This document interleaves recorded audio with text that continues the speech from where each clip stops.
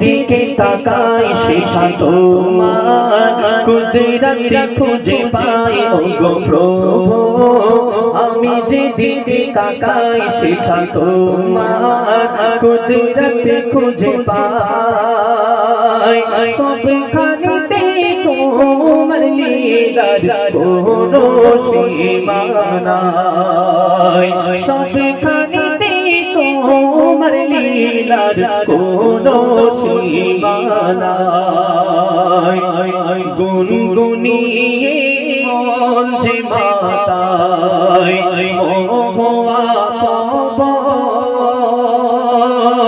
চাঁদের কিরণ মেখে খেলা করেছে গগন গুনগুনিয়ে মন যে মাতায় মোহা পাবন চাঁদের কিরণ মেখে খেলা করেছে গগন শুনে ভাসে মেঘের মেলা প্রভু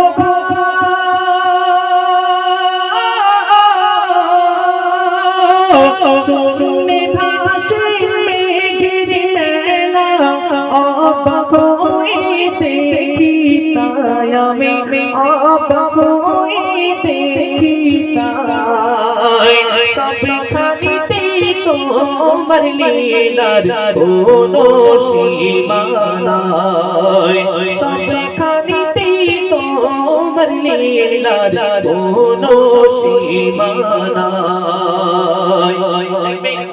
এই যে সুন্দরবনে যে নদী আছে না যদি এটা সোজা হতো অনেক জায়গার মানুষ পানি পেত না। আল্লাহ পাক কি সুন্দরভাবে আঁকা বাঁকা সমস্ত রাজ্য শহরের মধ্যে দিয়ে নদী প্রবাহিত করেছে।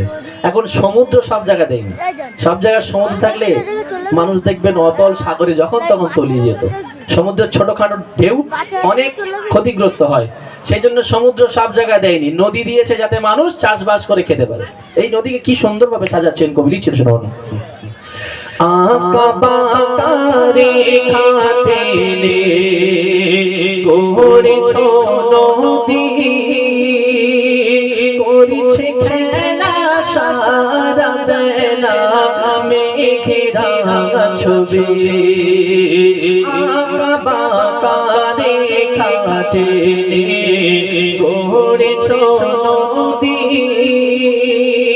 করেছে খেলা সারা বেলা মেঘেরা ছবি সাথে রঙে জনকে প্রভু